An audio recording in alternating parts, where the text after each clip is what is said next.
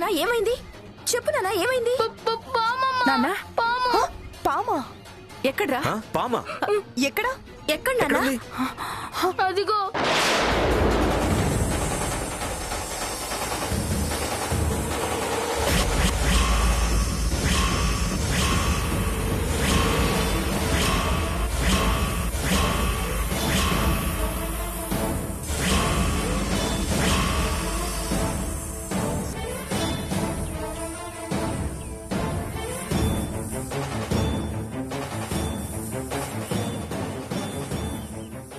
ఇదేంటండి, ఇలా కుబుసాలు పాములు కనబడుతున్నాయేంటి మన ఇంట్లో?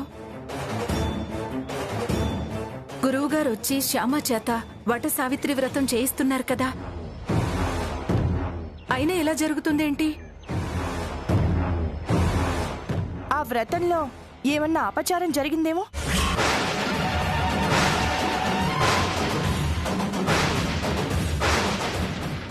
అంటే అది చాలా నియమనిష్టలతో చేయాల్సిన వ్రతం అని చెప్పారు కదా గురువుగారు, అందుకని అలా అంటున్నాను. నేను నియమ నిష్టలతోనే చాలా శ్రద్ధగా చేస్తున్నానక్క. వ్రతంలో ఎలాంటి అపచారమూ జరగలేదు. ఏమో నీకు తెలియకుండా జరుగుండొచ్చు కదా శ్యామ. నిజమే, నీకు తెలియకుండా ఏదైనా జరుగుండొచ్చు కదమ్మా. అందుకే నాగేంద్రుడు ఇలా దర్శనమిస్తున్నాడేమో. అలాంటిదేమీ జరగదు వసంత. శ్యామ చాలా నిష్ఠగా చేస్తుంది, చూస్తున్నాం కదా మనం. అవును వదిన, చాలా నియమ నిష్టలతో భక్తి శ్రద్ధలతో వ్రతం చేస్తుంది. ఎక్కడ ఏ చిన్న అపచారం కూడా జరగనివ్వదు. అవునా? అయితే వ్రతభంగం జరిగే అవకాశం లేదంటావు? లేదు, ఖచ్చితంగా లేదు. ఉంటుంది, ఖచ్చితంగా ఉంటుంది.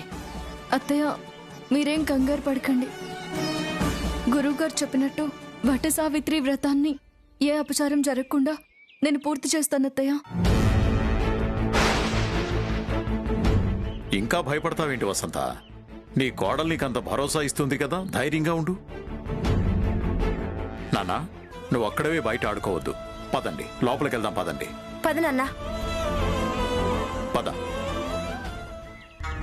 ఏంటకిలన్నావు?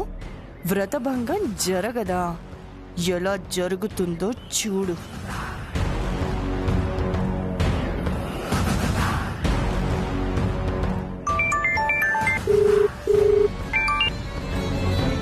Hello Aishwarya madam. అర్జెంటుగా నువ్వు ఒక పని చేయాలి. చెప్పండి.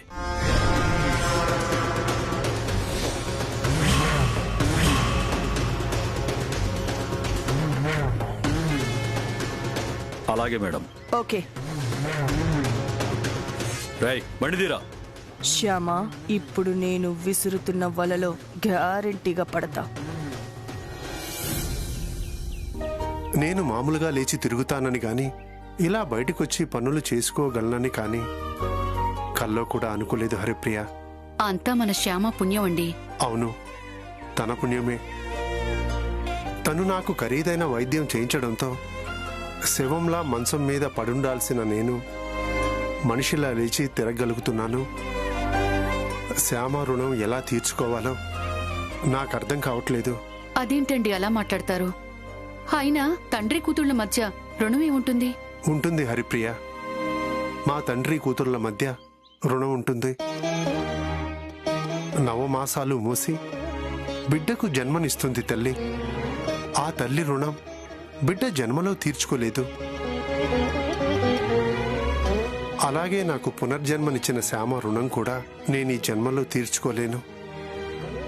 నేను చచ్చి శ్యామ కడుపున పుట్టినా కూడా ఆ రుణం తీర్చుకోలేను. అయ్యో, ఏం మాటలండి అవి? అసురు సంధ్య వేళ అలాంటి అమంగళం మాటలు మాట్లాడకూడదు. పైన తదాస్తు దేవతలుంటారు.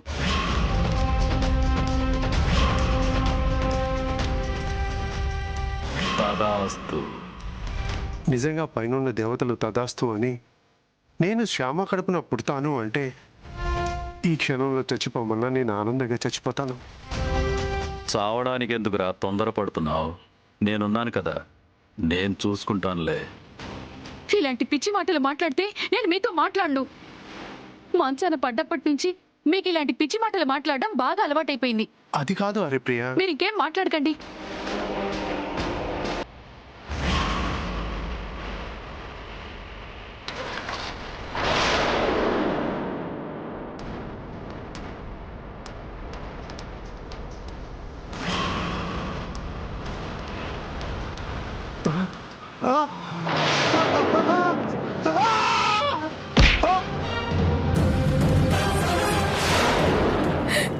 ఏమండి? ఏమండి? లేవండి.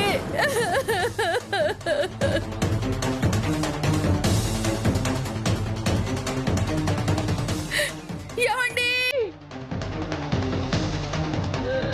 ఏమండి?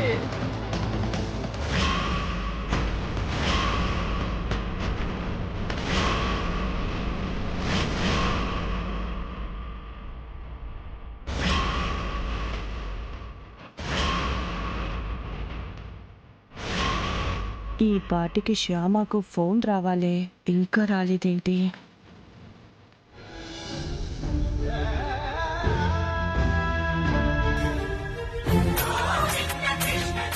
ఎస్. హలో అమ్మా, బాగున్నారా?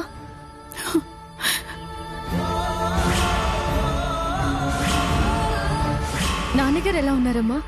బాగున్నారు కదా? హలో అమ్మా, మాట్లాడవేంటమ్మా? మీ నాన్నకి యాక్సిడెంట్ అయ్యేసరికి మీ అమ్మకి నోరు పడిపోయిందేమో. హలో అమ్మా, నా మాటలు నీకు వినబడుతున్నాయా? హలో, వినబడుతోందా నా మాట?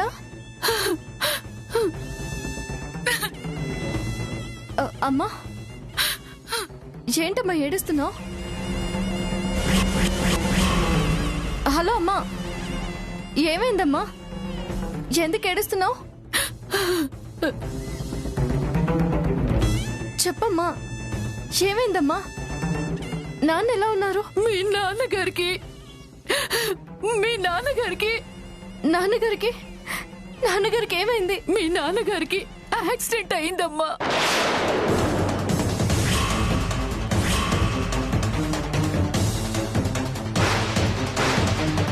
యాక్సిడెంటా?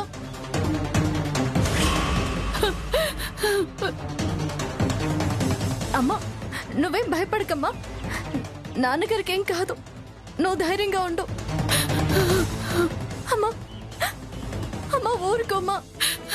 నాన్నగారికి ఏమీ కాదమ్మా, ధైర్యంగా ఉండమ్మా.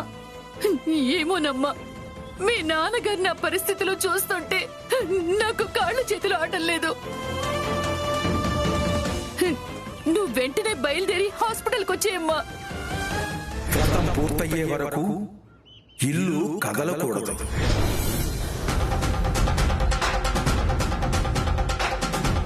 నేను హాస్పిటల్కి రావడం కుదరదమ్మా. ఇదేంటి, తండ్రికి యాక్సిడెంట్ అయినా కూడా హాస్పిటల్కి వెళ్ళటం కుదరదంటోంది? ఏంటి, కుదరదా? అవునమ్మా, కుదరదు. అదేంటమ్మా, నాన్నగారు ఇటువంటి పరిస్థితులు ఉన్నా కూడా నువ్వు ఇక్కడికి రావడం కుదరదంటావేంటి? అంటే వెంటనే బయలుదేరి రావడం కుదరదు అంటున్నానమ్మా. వస్తానమ్మా, నేను తప్పకుండా హాస్పిటల్కి వస్తాను. నువ్వేం కంగారు పడకమ్మా, నాన్నగారికి ఏమీ కాదు. నేను డాక్టర్ గారితో మాట్లాడతాను, మంచి ట్రీట్మెంట్ జరిగేలా చేస్తాను. నువ్వు ధైర్యంగా ఉండమ్మా. అలాగేనమ్మా, నువ్వు వీలైనంత తొందరగా హాస్పిటల్కి వచ్చేయమ్మా. అలాగేనమ్మా, ఉంటాను. నువ్వు ధైర్యంగా ఉండు.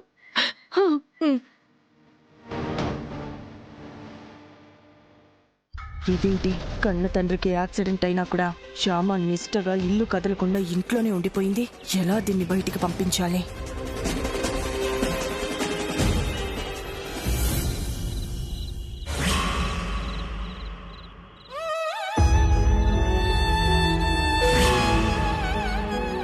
మీ నాన్నగారికి నాన్నగారికి యాక్సిడెంట్ అయిందమ్మా.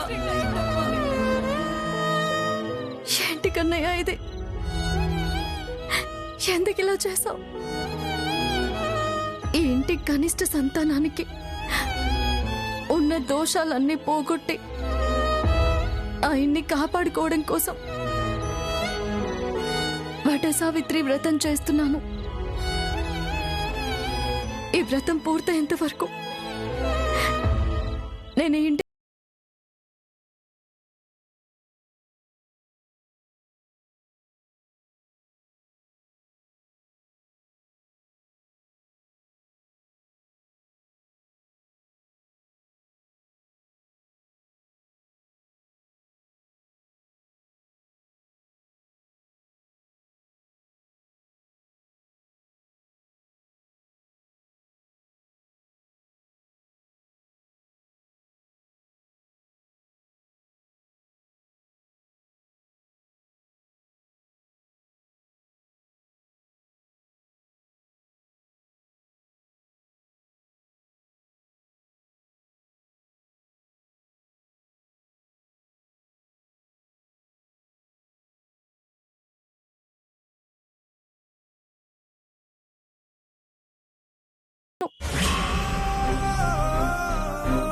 అక్కడ అమ్మా నాన్నకి అండగా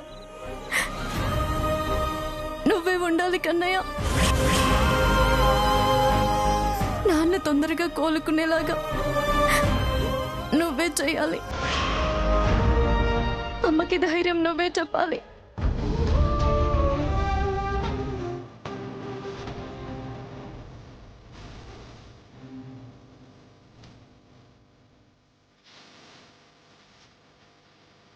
మీ నాన్నగారికి యాక్సిడెంట్ అయిందమ్మా. వ్రతం పూర్తయ్యే వరకు ఇల్లు కదలకూడదు.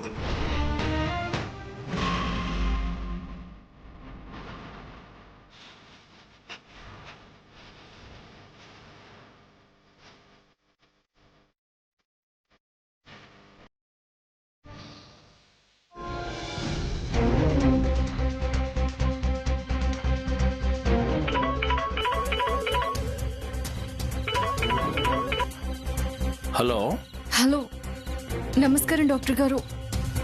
నేను ఆనంద గజపతి వర్మ గారి చిన్న కోడల్ని మాట్లాడుతున్నాను. నమస్తే అమ్మా, చెప్పండి. మా నాన్నగారికి యాక్సిడెంట్ అయ్యి మీ హాస్పిటల్లో అడ్మిట్ అయ్యారు. అవునా? ఆయన పేరేంటమ్మా? నారాయణ గారు. ఓ, నారాయణ గారా? ఓకే ఓకే, ఆయనకి ట్రీట్మెంట్ నేనే ఇస్తున్నానమ్మా. నాన్నగారి పరిస్థితి ఎలా ఉంది డాక్టర్ గారు? తలకి గట్టి దెబ్బ తగలటంతో ఆయన పూర్తిగా స్పృహ కోల్పోయారు. బాగా బ్లడ్ లాస్ అయ్యారమ్మా. ఆయన స్పృహలోకి వస్తే గాని కండిషన్ ఇది అని క్లియర్గా చెప్పలేం. ఎంత ఖర్చైనా పర్వాలేదు డాక్టర్ గారు, ఆయన ప్రాణాలు మీరు నిలబెట్టాలి. నా వంతు ప్రయత్నం నేను చేస్తానమ్మా. ఆ పైన పైవాడి దయ మీ అదృష్టం. డాక్టర్ గారు, నాకు ఒక చిన్న హెల్ప్ చేస్తారా? ఏంటమ్మా? మా నాన్నగారి పరిస్థితి ఇలా ఉందనే విషయం దయచేసి మా అమ్మకి చెప్పొద్దు డాక్టర్ గారు. ఆయనకు అంత సీరియస్గా ఉందనే విషయం మా అమ్మకు తెలిస్తే మా అమ్మ తట్టుకోలేదు. అలాగేనమ్మా. ఆయన కండిషన్ ఎంత క్రిటికల్గా ఉందనే విషయం నేను మీ అమ్మగారికి చెప్పను. మీరు వచ్చాక మీరే నిదానంగా ఆవిడకి చెప్తురు గాని. అలాగే డాక్టర్ గారు, థ్యాంక్ యూ వెరీ మచ్. ఉంటానమ్మా. నాన్న పరిస్థితి క్రిటికల్గా ఉందంటున్నారు డాక్టర్ గారు. ఏం చేయాలి ఇప్పుడు? ఈ విషయం అఖిల్ బాబుకి చెప్తే? అమ్మో వద్దు, విషయం చెప్తే ఆయన వెంటనే హాస్పిటల్కి వెళ్దామంటారు. ఇల్లు వదిలి బయటికి వెళితే వ్రతభంగం జరుగుతుంది. వ్రతం పూర్తయ్యేంత వరకు నాన్న గురించి ఎవరికి చెప్పకూడదు.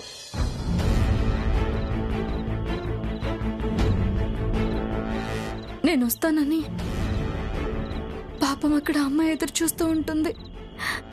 ఫోన్ చేస్తాను.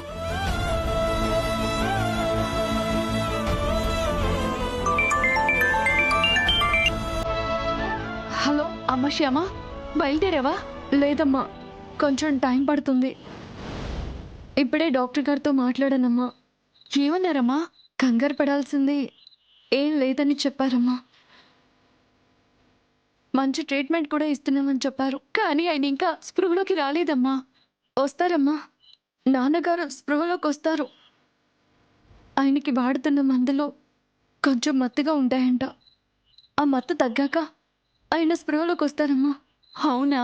అవునమ్మా, డాక్టర్ గారు చెప్పారన్నమాట. నువ్వు ధైర్యంగా ఉండు. అలాగేనమ్మా. నేను మళ్ళీ ఫోన్ చేస్తాను మీకు. ఉంటాను. సరే శ్యామ, ఉంటాను.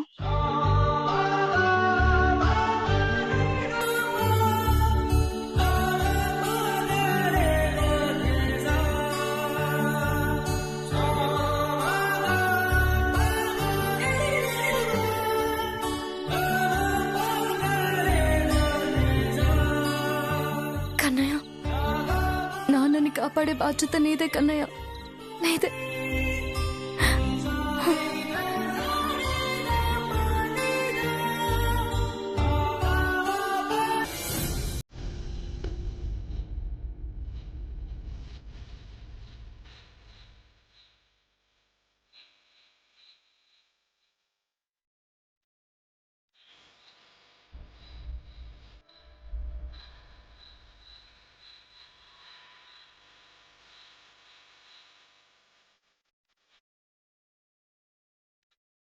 ఏంటి, శ్యామ మళ్ళీ ఫోన్ చేశానంది, ఇంకా చేయలేదు? సాయంత్రం అనగా వాళ్ళ నాన్నగారికి యాక్సిడెంట్ అయిందని చెప్తే ఇంతవరకు శ్యామ రాకపోవడం ఏంటి?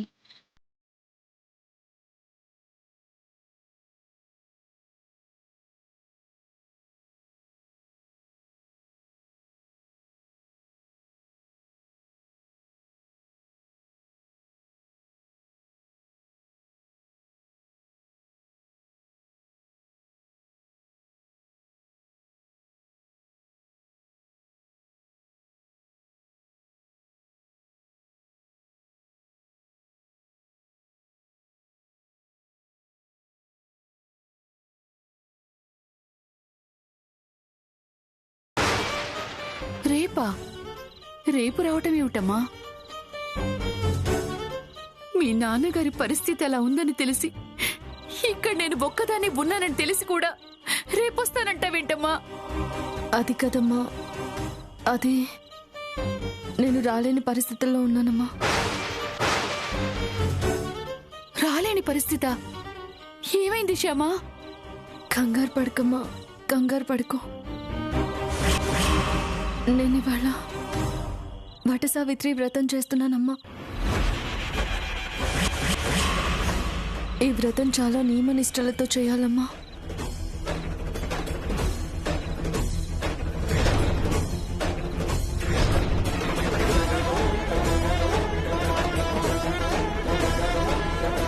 ఆ ఇంటి కనిష్ట సంతానానికి మంచిది కాదు. కాలం కలిసి రాకపోతే ప్రాణానికే ప్రమాదం సంభవించవచ్చు. అతని భార్య వట సావిత్రి వ్రతం చెయ్యాలి.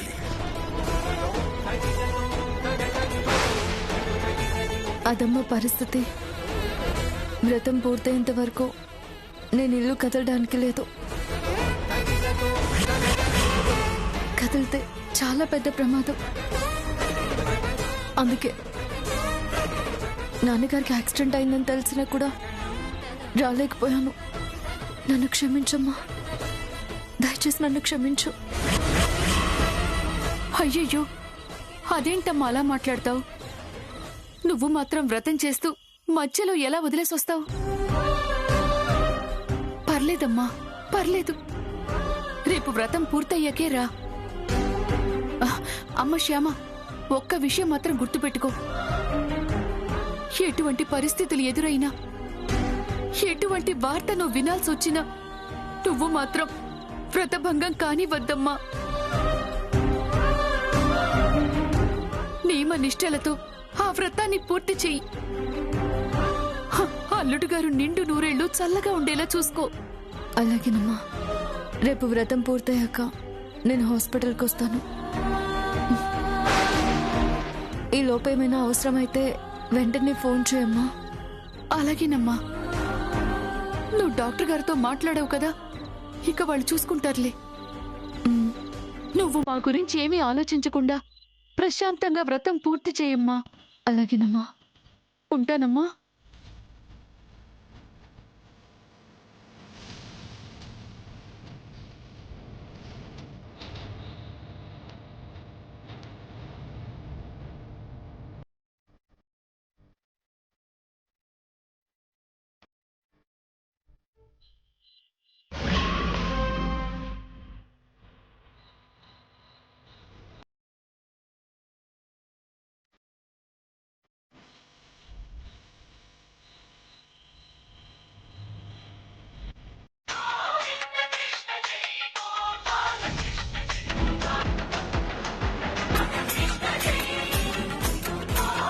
కొత్త నెంబర్ నుంచి ఫోన్. ఇంత తెల్లవారుజామున ఎవరు ఫోన్ చేస్తుంటారు? హలో, శ్యామ గారా అండి? అవునండి.